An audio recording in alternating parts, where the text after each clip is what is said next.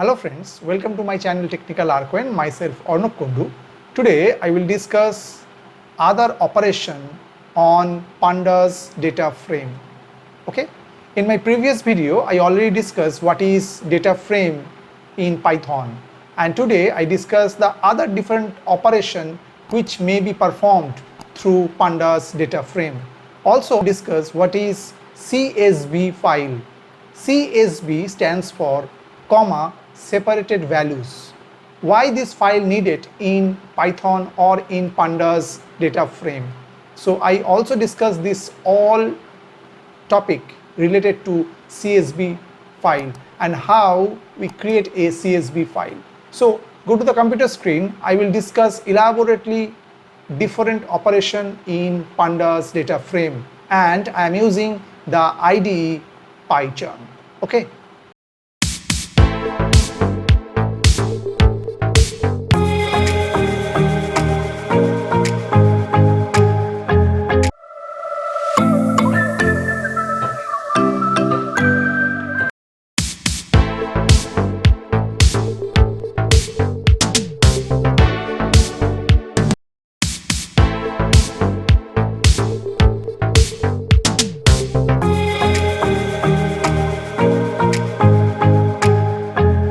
Hello friends, today I will discuss some other operation of Pandas DataFrame. Okay, so before discussing on Pandas DataFrame, at first we should know something about CSV file. Okay, suppose our data sets are stored in a file. Okay, and then Pandas can load them in a data frame. Okay, now which file I am talking? The file is CSV. What stands for? Comma separated values file.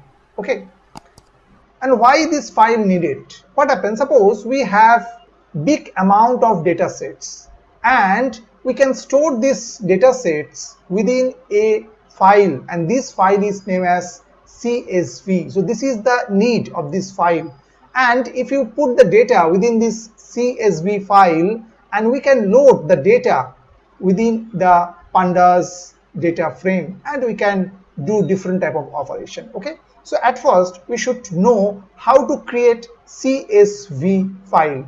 So in that case we open a notepad and then we just write the data set using some separation with the character comma. Means we separate different string or different data just by comma. Okay, suppose we open a notepad. Okay, and now we just put some data. Suppose we write here first column name and then put a comma and then put another column name is age, then press enter, and suppose we put the name at first, suppose Arnab, and then suppose put the age 39, then suppose write Shumon, comma, then suppose 41, then suppose write Raja, then suppose write 40, and after suppose again write the another, suppose Shubho, and then suppose put the age 25, Ayush, and suppose age is 18, and then suppose write Raju, also suppose age is 45. Okay, and after we should save this file, and then we can create this CSV file. Just go to the file and save. Okay, and now here just save as type, just change all files, and I'm just saving this file into my desktop. So just select the desktop and put the file name. Suppose we put the file name is example dot, should put the extension CSV. So this is the comma separated values file. Okay, and then save it. So this file is saved, example dot CSV, and this file actually total path, if we talk about, this is c:/users/abcd/desktop/example.csv according to my computer is concerned. Okay, So according to your computer, you can just calculate what the address where you want to store the file. Okay, and I just copy it because it needed when I am writing the program. Okay, at first I'm just loading the data set from the CSV file and within the data frame. So in that case, at first I just write import pandas as PD. So as whatever I'm just talking, we just write the alias. At first we just write the alias of this pandas module. Okay, then we just write dfe equal and then just write pd dot, and when we read the data from the CSV file, so just write the method read underscore CSV. Okay, and then within double quote just paste the total path where the example.csv file is stored. So according to my PC is concerned, so this is the path of my machine. I'm already told that case. And now if you want to see what the data store within that file, we just write print and then just write the data frame object dfe. Okay, and already I write the code within the file in Python file data frame underscore csv.py. We already know if it's a Python file, so the extension should be .py, and I just run this file. So run, just go to the run button and just press run data frame underscore csv. So just see in the output in the console we just get whatever the data we store in form of CSV file as a comma separated each and every string or data set. It just provide the example, or it just provide the output of this example.csv data set in form of table, means rows and column. We already know data frame in pandas or data frame in Python actually a two-dimensional data structure like a table with rows and column. So whatever we written into there, it just provide in form of table, means tabular format. Okay, so example.csv, this is our CSV file, and we just write the data set just separated by comma, and this file when I just load through this method read underscore CSV with the proper path, this is an absolute path, and after we print the particular object of the data frame and we get all the data from there. Okay, and also we can get the data using the another method. So just write dfe, means the object of the data frame, and after just write to underscore string. So this is also the method. Okay, and again if we run, just see the output is same. Actually the output is same here, but what happened? What the difference between the previous one and this one? If you just call this to underscore string, then if suppose your CSV file contain hundreds or thousands of rows are there, all rows should be shown within the output. Okay, but if you just call the object of the data frame, then some part, means 5 section or 5 rows of the first, means topmost rows just so, and then the last part from the last means bottom part, only the 5 rows only shows as an output, and rest of them doesn't display within the console.